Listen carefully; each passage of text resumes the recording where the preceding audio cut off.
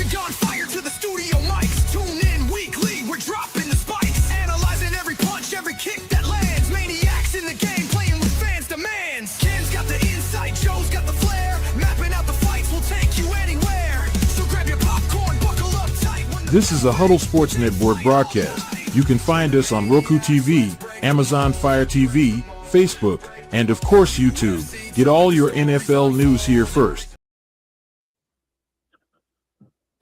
What's up, guys? We're back on the MMAniacs Podcast, and joined once again by he's got the bearded Packers I'm fucking getting there. But we're joined once again by my compadre, Bare Knuckle Ken. It's good to have you back, bud. Buddy. You know, we the show missed you. You know, it's not the same when you got one guy trying to talk. You know, you got to have.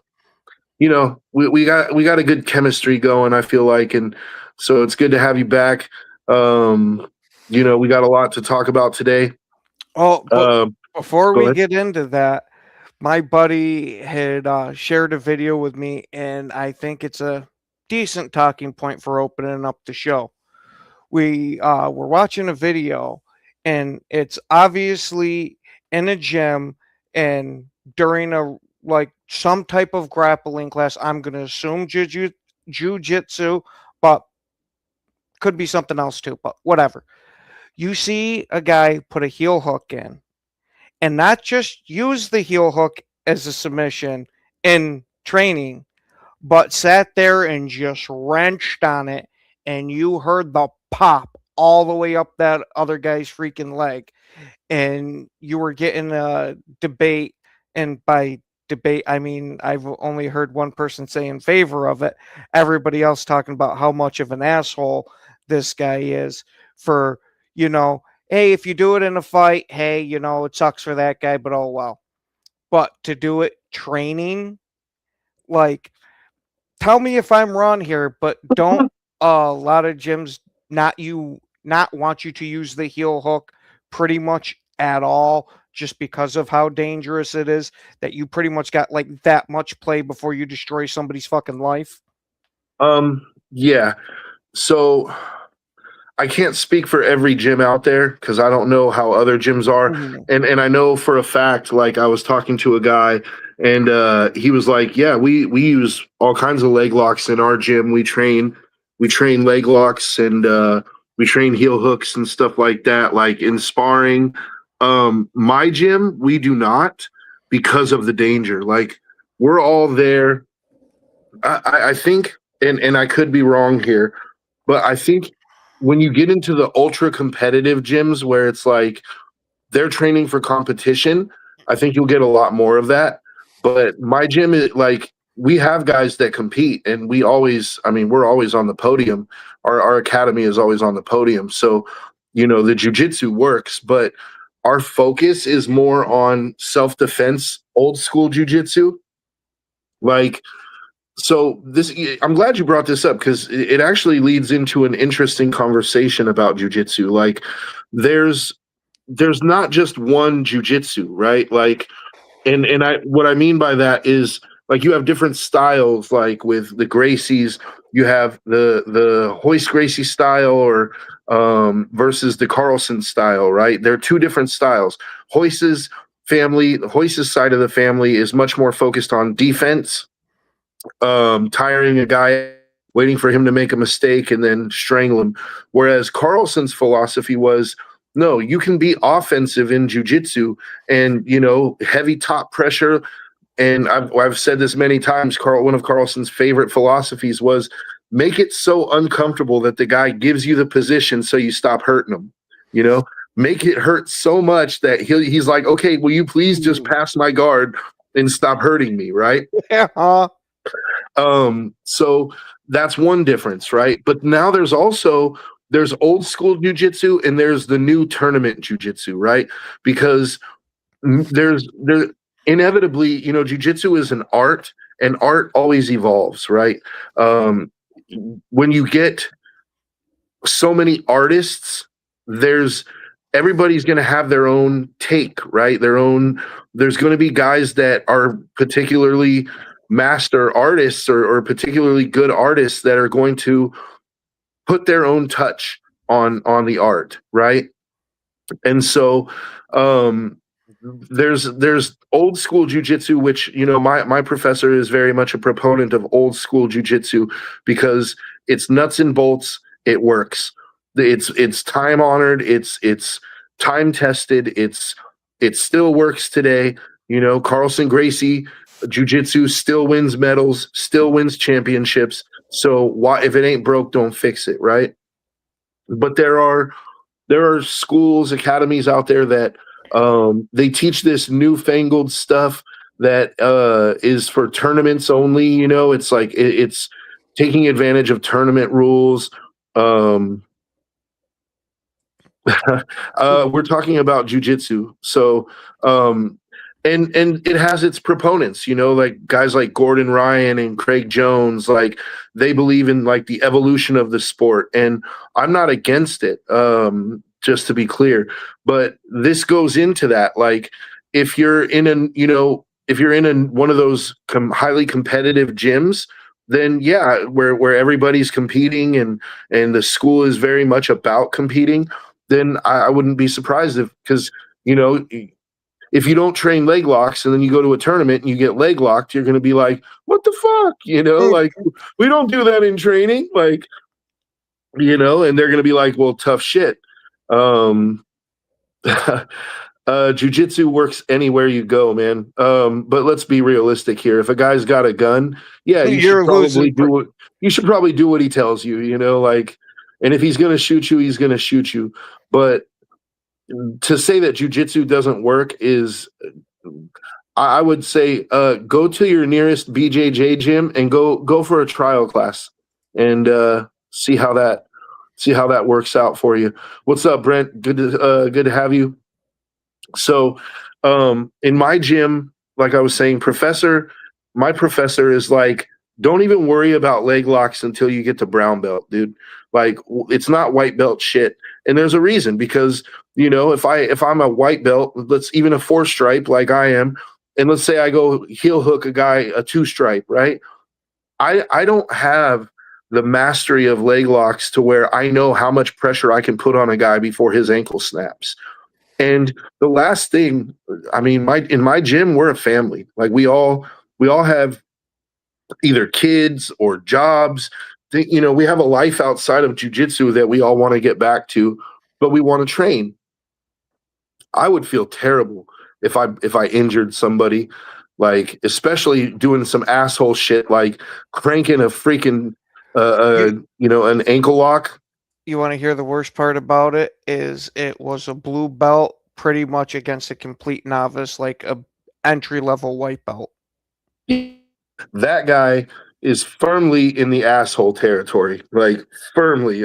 There's no doubt about it. Like if you're a blue belt, what the fuck are you doing heel hooking a white belt to begin with? Like if you're a blue belt, you should be able to beat this guy any which way you want. You know what I mean? Like I'm not a blue belt. I'm a 4-stripe white belt, and I can beat pretty much all of the striped white belts in my class. You know, just using sweeps, pressure, like that kind of thing. I can pretty much beat a good chunk of them. You know. And the no stripers, oh man, that's like candy, you know. But the last thing I'm gonna do is go heel hook a guy, especially like because Professor has been so adamant about it. Like, don't even worry about it. Like he's taught us leg locks, you know. He's taught us because certain positions, when you're doing a certain position, when you're going over it, Professor will be like, you know, jiu-jitsu is about options, right? And that's the great thing about jiu-jitsu is that for every position, there's tons of options, right? So I'm going to show you this as an option, but, you know, I would prefer if you don't use it on your training partners because you don't have the control for it, right? So all that to say, in my gym, we don't heel hook unless it's like a brown belt doing it to another brown belt. browns and black belts can heel hook, but other than that, Professor really wants us to focus on technique, on position, on control, on pressure, sweeps, and there's plenty of other submissions that are less dangerous than heel hooks, because heel hooks, one of the things that makes heel hooks so dangerous is the guy's first instinct once you heel hook him is to roll. So you guys end up in this like alligator death roll, right? And so what are you going to do? If the guy rolls on you, you're going to twist the ankle harder to try to get the tap, right? And the next thing you know, it's like the guy's foot is facing the other way. Like it's just not, and his knee is destroyed. So yeah, dude, I'm firmly in that guy's an asshole camp, especially with the context of he's a blue belt and he just snapped a newbie white belt's fucking ankle and knee. That's horrible, dude. Yeah, and this wasn't the usual, I'm applying a submission while we're training, so it's low and slow. This was pretty much grip and rip. Yeah, see, that in itself, heel hooks aside, that in itself is an asshole maneuver, right? Like, that's why Professor wants us to focus on control, focus on pinning and controlling and being in control when you go for submissions, right? So that you can do it low and slow, and you can be controlled with it. You're not ripping this guy's shoulder out in an armbar or snapping his elbow in half because you want to get a tap, a meaningless tap. You don't even win a medal for it, guys. It's just nobody counts gym victories, right? So it's yeah, I would not want to train with a guy like that, and probably none of the guys in my gym would want to train with a guy like that. And if somebody happened to do something like that, there would be one of the mat enforcers would be over there to take care of him. Like there would probably be a high ranking, a high stripe purple or a brown belt to go over there and teach him a lesson. So yeah, it's but it's funny, like, I'm glad that you actually brought up jiu-jitsu because, today we were working in half guard, right? And we were doing this underhook pass, underhook back take. And so you underhook, you slide up, you can envision it, right? Half guard. So you have the triangle on the leg, you have it trapped. Like you basically, you hip escape, you underhook, and then you swim his arm up over you like that, and then you jump up, and you get to his back, you open his gi, take the opposite collar, opposite lapel, but not collar, like down in the middle, and then you set a trap and you take his back, right? And then once you take the back, you have all kinds of options for chokes but so today I was training with Daniel with that D1 wrestler, and Professor came over and when I had him like this, Daniel was like tucking his chin, and Professor was like, hey, anything from here down is snacks. And I was like, he's like, the nose, brushed his teeth out, like whatever, right? Like he's talking about in competition, not in training, right? But he's like, if the guy wants to tuck his chin and he wants, if he wants it the hard way, basically give him the hard way, like cross face, like break, pretty much grind the shit out of his nose with your forearm. Yeah, with your inside forearm. Yeah. And he's like, break his nose, break his jaw, bust his teeth out, whatever, like. And so me and Daniel were laughing because he said everything from here down is snacks, right? Or at least that's what we thought he said. Then we, like in the next, after we were done practicing that technique, he explained it to the class and he said, no, everything from here down is neck. So as far as the tournament goes, like he's saying this is legal. Like you can crush their nose, you can crush their jaw. But when Daniel and I went back to training, we were like, I kind of like snacks better. Like everything from here down is snacks. It just sounds much more savage, right? Yep. Me and Daniel were laughing about that. But yeah, dude, it's all I can say is be a good training partner. Like everybody wants to get home to their families, and people got to work.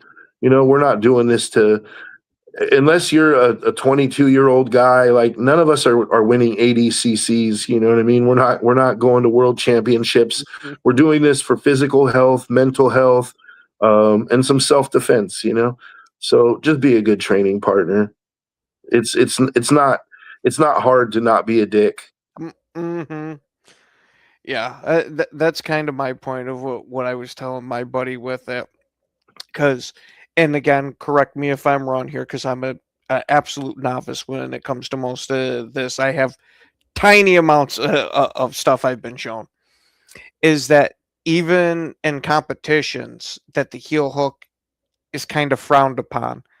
That, yeah, it's legal and all that, but a lot of times you catch flack for it. At least that's what I've kind of picked up from what some of the stuff I've seen in that.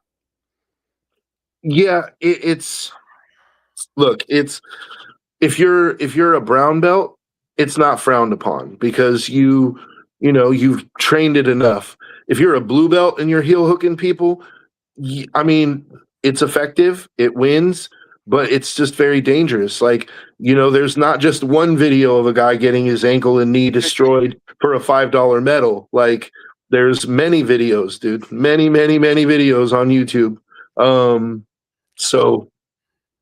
But some guys are just ultra competitive and they're like, I'm going to take home this $5 medal, whether I have to snap your ankle completely off or not. And, like I get the competition aspect of it. I'm not there to do this guy any favors. We're competing against each other. And I'll say this, a jiu-jitsu tournament match is about as close to a real fight as you're going to get without being in a real fight, right? Like, you're cranking subs. Like in a tournament, you crank subs. It's not, oh, I'm going to try to be controlled. And no, dude, like this guy is there to hurt you or not hurt you, but he's there to win and to win. And if you get hurt, sorry, but so yeah, you're not going to get a lot of mercy from them. And I think that goes into it. The mentality is like, well, I'm not going to expect any mercy from this guy. I'm not going to expect him to try to make sure we both get out of here healthy. So I got to kind of be the same way, but yeah, blue belt heel hooks, I don't know. It's like a fancy new toy, like blue belts are like, oh, I'm a blue belt. I know these heel hooks. Like they want to, it's effective. It's very effective, but it's also just extremely dangerous. And even in a tournament, if I snap some dude's ankle, I'm going to feel bad about it. Just because I know this guy wants to train on Monday. You know what I mean? Mm-hmm. He wants to go to his gym and train just like me. So yeah. For me, I say no, but I'm not the spokesperson for Brazilian Jiu-Jitsu. Oh yeah, everybody has their own. I was just looking for your opinion on it because you have more experience in the world than I do. Yeah. No, but I just want to throw out there like that. My opinion is not the opinion, right? Like you ask 10 different people, you're going to probably get, a 50-50 or maybe I think it would slightly lean more towards my side of it, where people kind of tend to frown upon it, especially in training, to kind of frown upon heel hooks or leg locks in general, just because of the level of danger. But there's always that guy, So, anyways, back to we're going to get into the card because we got two good cards coming up, right? 324 is coming up in a couple weeks. Let's go through that. Let's start at the bottom of the main card. All right, you got Gene Silva versus Arnold Allen. So you remember Jean Silva, what he did to Bryce Mitchell, right? And then he got knocked out by Diego Lopez, right? Like, I mean, took a nasty, I think it was a spinning elbow, nasty spinning elbow, or got knocked out. So now he's trying to kind of rebuild his stock because he was, he was on his way. If he had beat Diego, he probably would have been next in line for a title shot.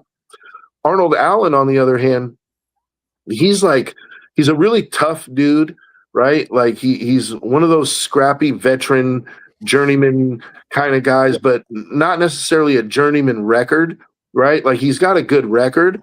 But he's not, to me, he's not elite at anything. Okay. But he's very well rounded. Like he can grapple, strike, like he can do all these things. It's kind of it's going to be an interesting fight, to me at least, because is Arnold Allen going to try to wrestle him? Does he want to stand up with John Silva? I don't know. But, Silva has even standing submissions, like we just saw him do to Bryce Mitchell a year ago, so it's a compelling fight. The winner will bump himself up into that top 5 territory, maybe not into the top 5, but like number 6, where their next fight is going to be a top 5 opponent. So it's a big opportunity for both of them. Have you seen Arnold Allen fight? No, that's what I was about to say, is if I have seen him fight, I don't really remember the guy. So this is one that I can't really speak on just because I damn near know nothing about him. Okay. Well, we can come back to that one next week then. You can go watch a couple of his fights and see, break down his striking, and we'll talk more about that one next week. So what's the next one? Derek Lewis versus Waldo Cortez Acosta. Yeah. So the Black Beast, Derek Lewis, still at it. Cortez Acosta, if I'm thinking of the right guy, no, that's Teixeira. Okay. The heavyweight division is just so unappealing right now, dude. I was just talking to my buddy about this shit probably 2-3 weeks ago. Yeah, dude. It's just he's one of those that wants to see two behemoths going at it. Pretty much like the old school, well, not old school, but the 90s boxing style type of thing, where the heavyweights should be the best of the best type of thing. And I told him now that's not the case. That's not the UFC right now. Mm-hmm.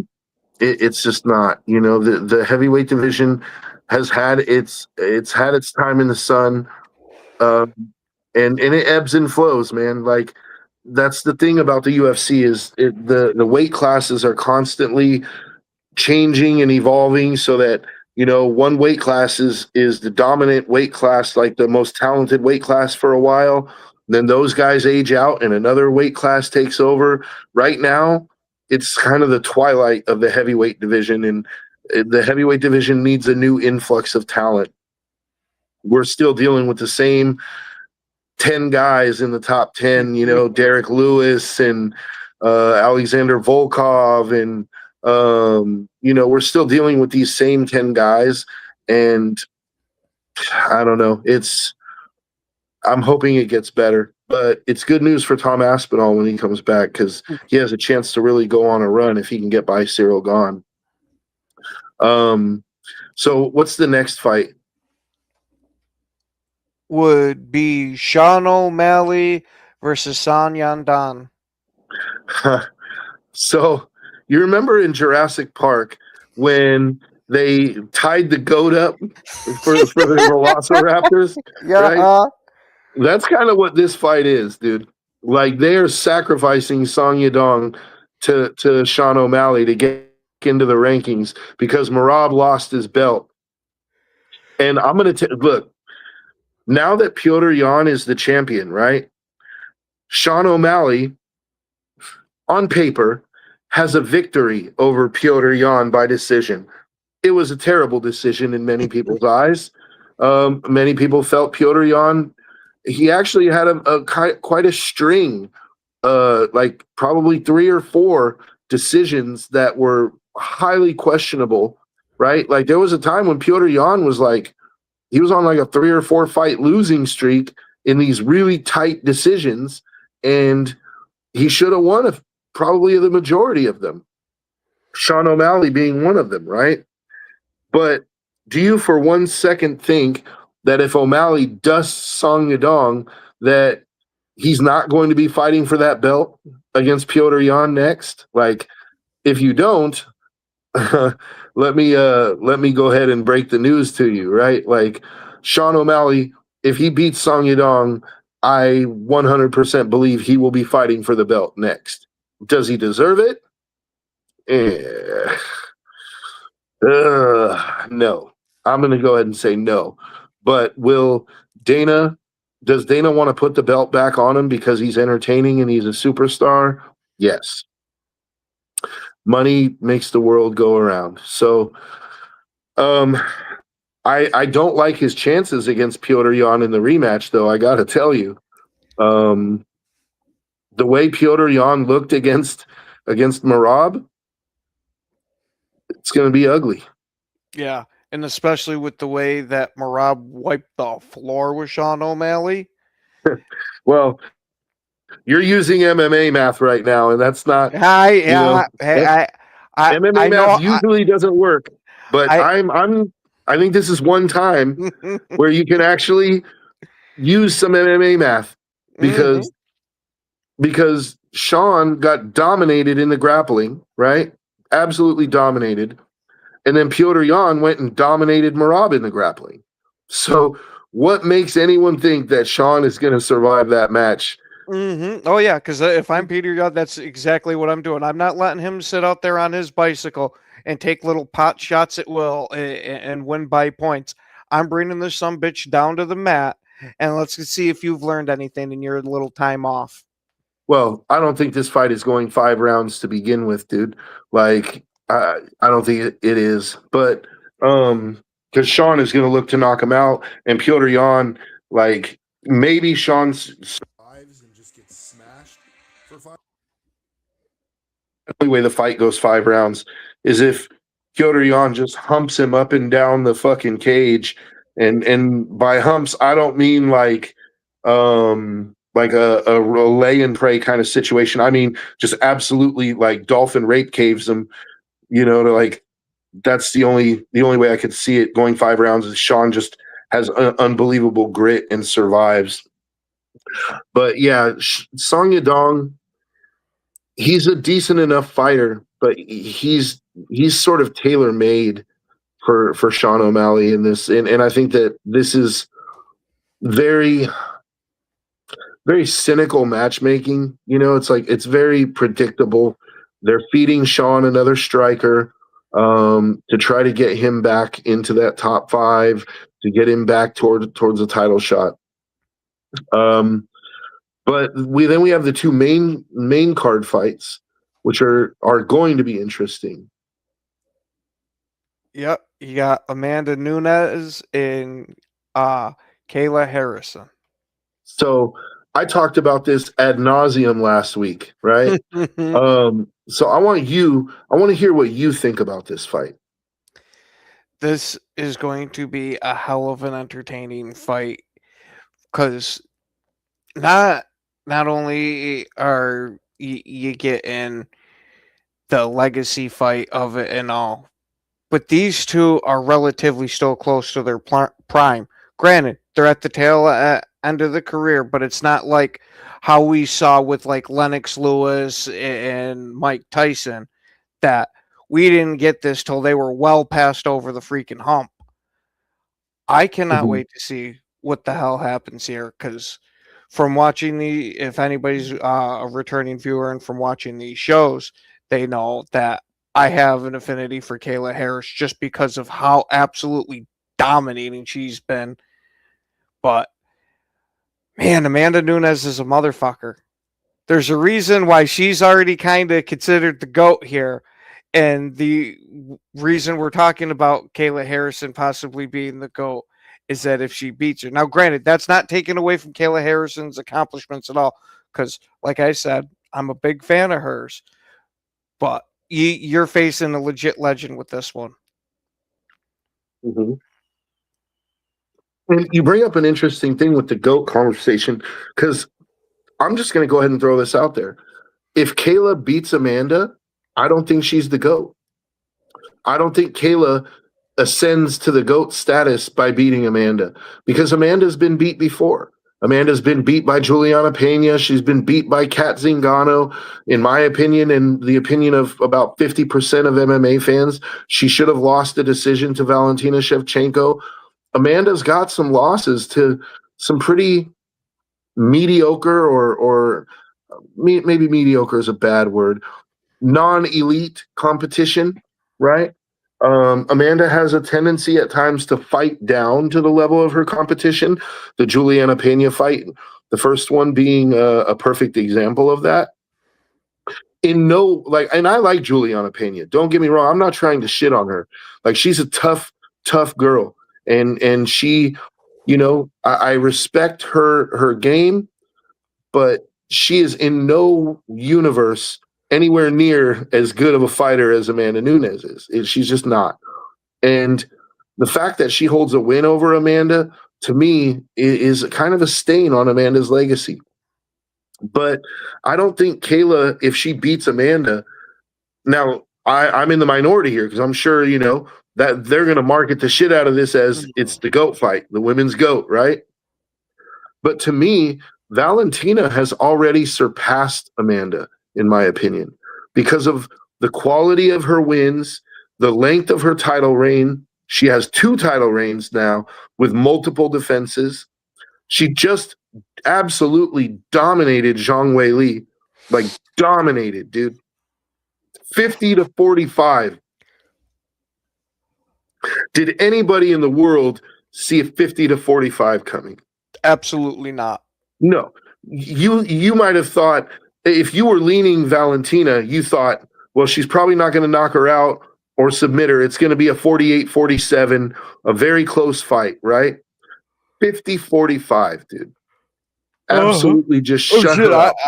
I thought Zhang Weili was going to absolutely dog walk her in the stand-up game. That this would have been a fight that was over relatively quickly. And holy shit, did I get proven wrong with that one. Not only did Valentina dominate the grappling, but she also dominated the striking, which it wasn't some where she was like knocking Zhang Weili all over the ring and this and that. No, but what did she do? She controlled the range. She dictated the pace. She didn't allow Zhang to get off, which it was a masterclass, dude. It was an absolute masterclass performance by Valentina. So with that said, I am in the camp that Valentina is the women's GOAT at this point. But I'm in the minority there. I know people love Amanda, and but this fight, whether it's for the women's GOAT status or not, is going to be a fantastic fight. Because, and I agree with you, but I want to hear from you. Tell me why this is going to be an entertaining fight. Oh. Like, as far as stylistically, right? Because, would we both agree that Amanda is definitely going to have the advantage in the striking department? Yeah, well, doesn't Kayla Harrison have... No, never mind. That's judo that she's got, isn't it? Mm-hmm. I was thinking it was kickboxing for a bit. Then yes, okay, that changes my perspective. Is that once you get the striking of it, I would give Amanda Nunes that part. But we got to remember that Kayla's a world-class judo. So if she gets in close, I can see this favoring her, especially with how strong that she is.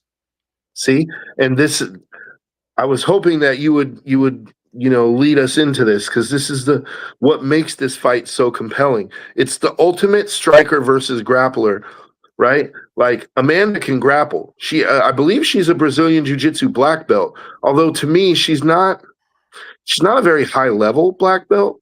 Like, I'm just not terribly impressed with that part of her game, but she's capable, right? She's capable. But Kayla is, I believe she's either an Olympic judo champion. Yes. So it's like you said, if she can get Amanda into the cage, Amanda's going for a ride. She's gonna fly, and it's gonna be like a head and arm takeover, or like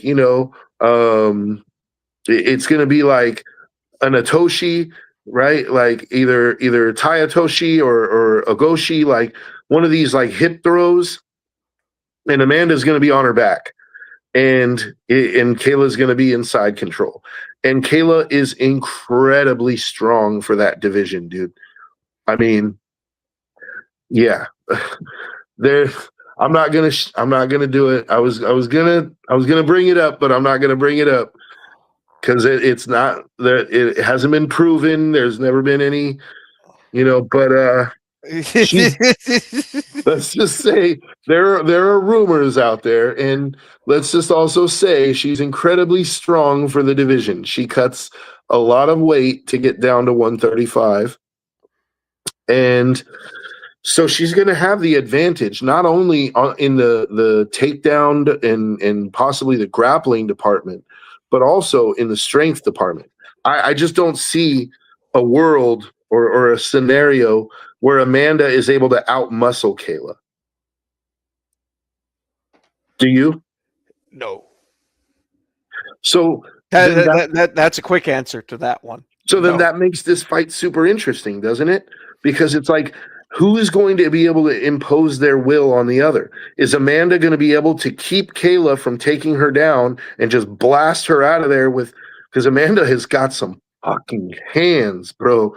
Like, she leaves her chin open at times, but I don't think she's in any danger of getting knocked out on the feet by Kayla. Kayla just doesn't have the technical boxing skill, right? But Amanda has some fucking hammers, dude. For a woman, like Amanda has, I would even, I don't usually say things like this because I'm not one of those guys that's like, or one of those MMA fans who's like, yeah, Ronda Rousey totally could have beat some of the dudes, It's like, no, she fucking couldn't. But I will say this. If Amanda Nunes was to punch a regular dude in the face, I fully believe she could knock a dude out. Not an MMA fighter, but just a regular dude, right? Like you or me, maybe.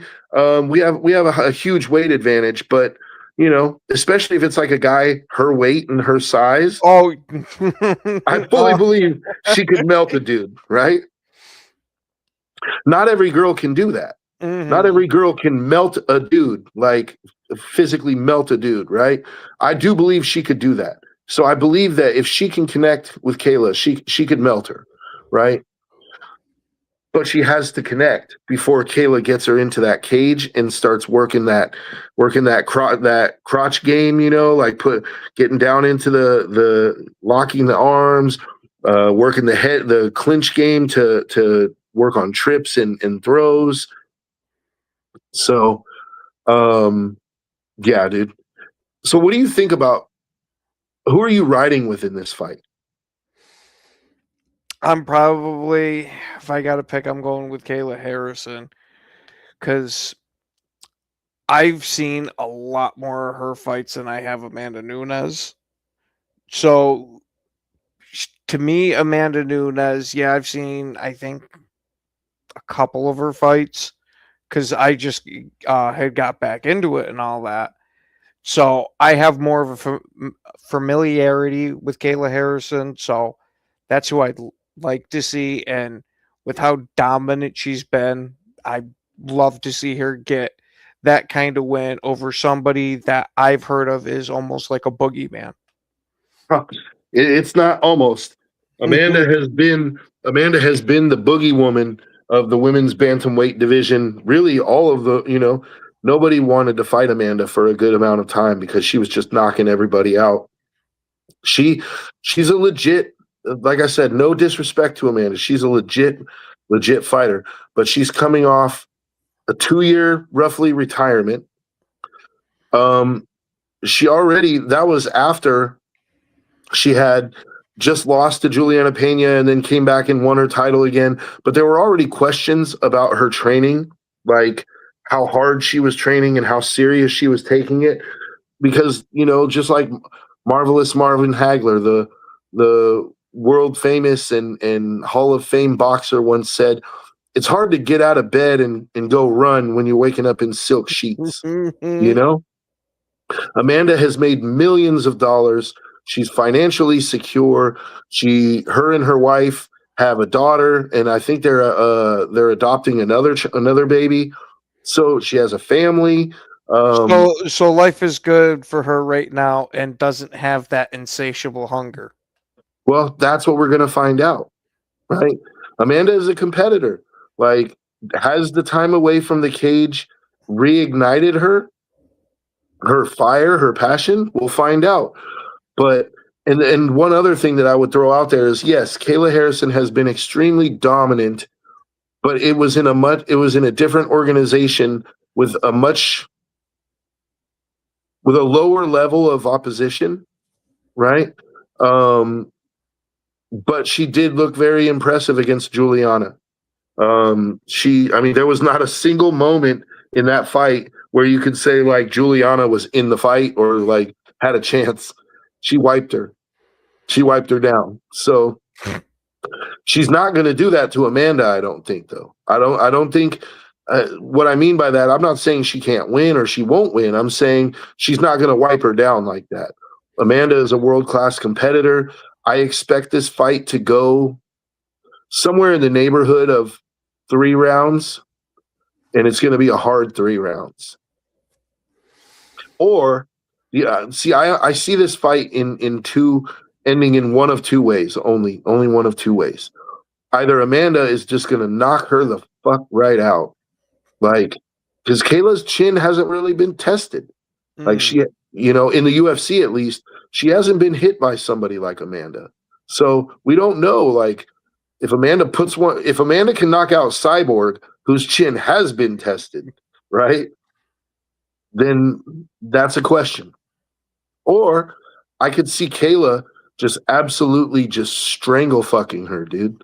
Like, just taking her down repeatedly, and gassing her out. Because one thing that Amanda does not have is a world-class gas tank. Like, Amanda gasses in fights regularly. And when she slows down, that's your opportunity, right? So if I'm Kayla, I'm looking to extract all the juice out of her right away. Like in that first round, I'm putting her on the cage and I'm laying on her, making her carry my weight all around the cage, dude. The second round, same thing. Oh, you thought it was going to be different? No, I'm coming out laying on her. By the third round, Amanda's not going to be able to lift her arms, dude. She's going to be so tired from having to carry Kayla's weight. And I think Kayla could finish the fight. That's why I said I could see it going 3 rounds. To me, it's a submission victory for Kayla in round 3, or it's a knockout somewhere in the first 3 rounds for Amanda. But what do you think?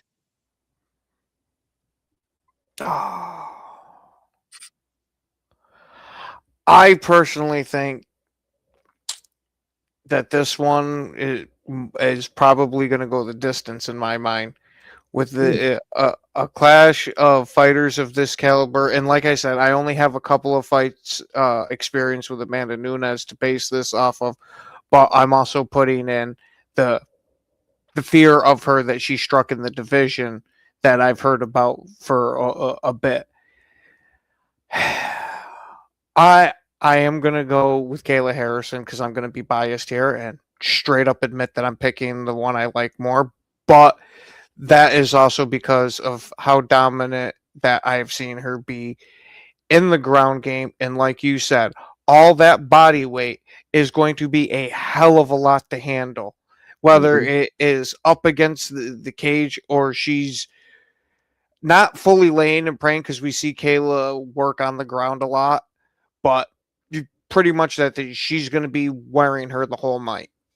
Yeah, and I totally agree. And I'll also throw out there, they weigh in at 135, but Kayla will not be weighing 24 hours 135 on fight beforehand. night. Yeah, Kayla will not be weighing 135 on fight night.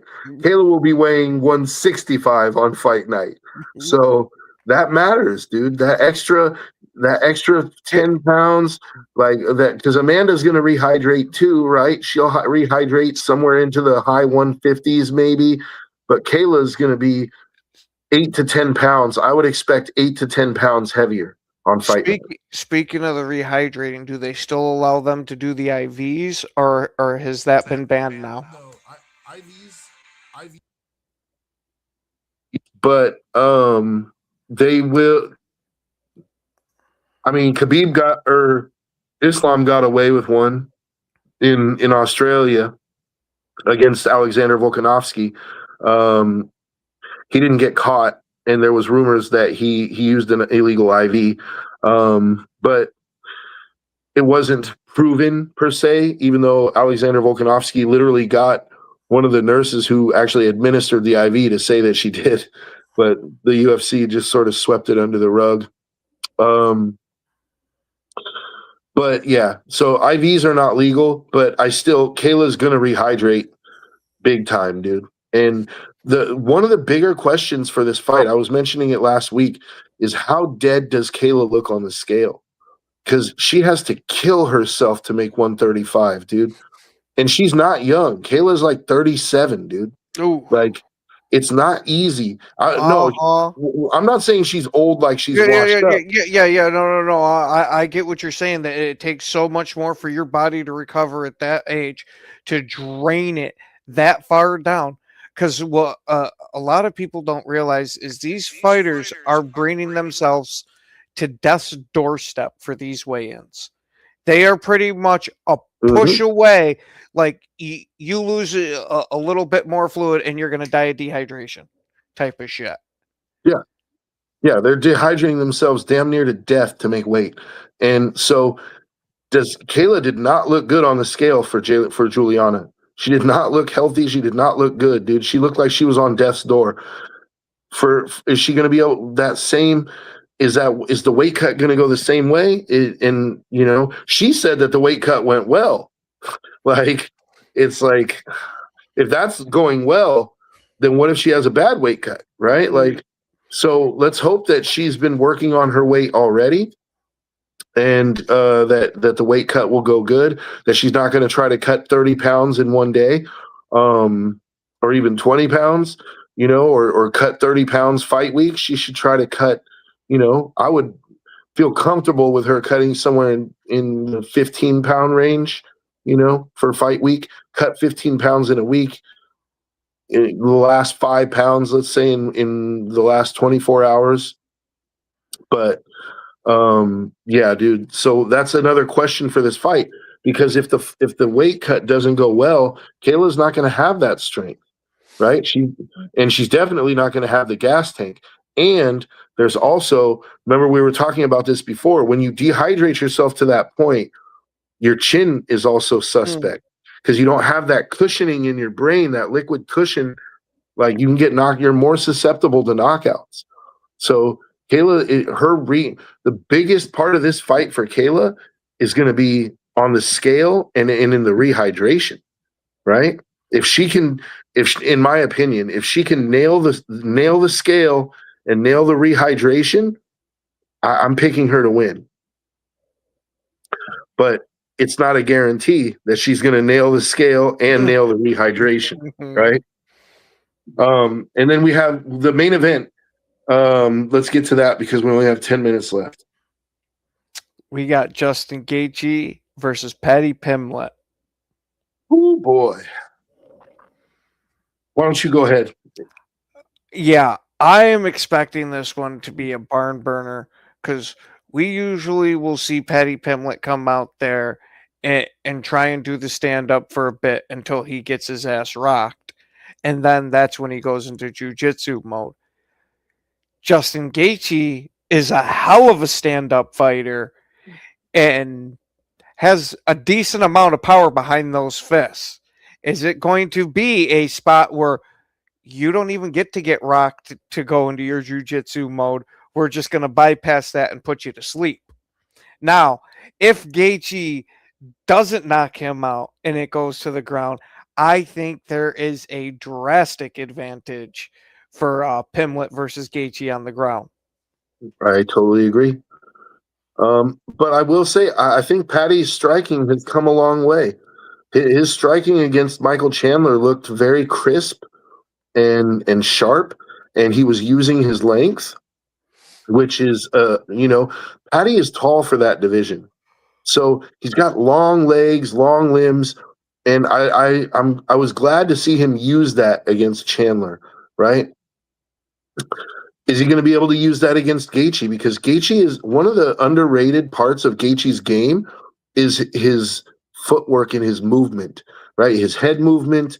Like, he's not Max Holloway. He's not as good of a boxer as Max Holloway is, right? Max Holloway is probably the best boxer in the UFC, technical boxer, right?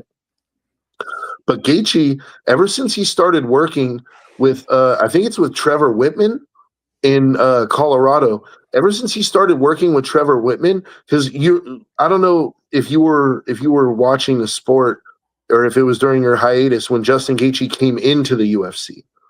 Yeah, I maybe seen one fight of his beforehand. I saw at least one fight of his because I was vaguely familiar with him once I came back into it. Hey, what's up, Jax? We're talking about Justin Gaethje versus Paddy Pimblett on the UFC 324 card coming up in a few weeks. It's the main event. It's for the interim lightweight title.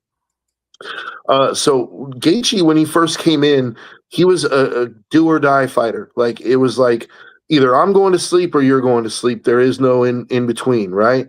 And then, yeah, I totally agree. So Trevor Whitman started training Justin Gaethje, and he was like, hey, dude, you have this incredible talent. You have great leg kicks.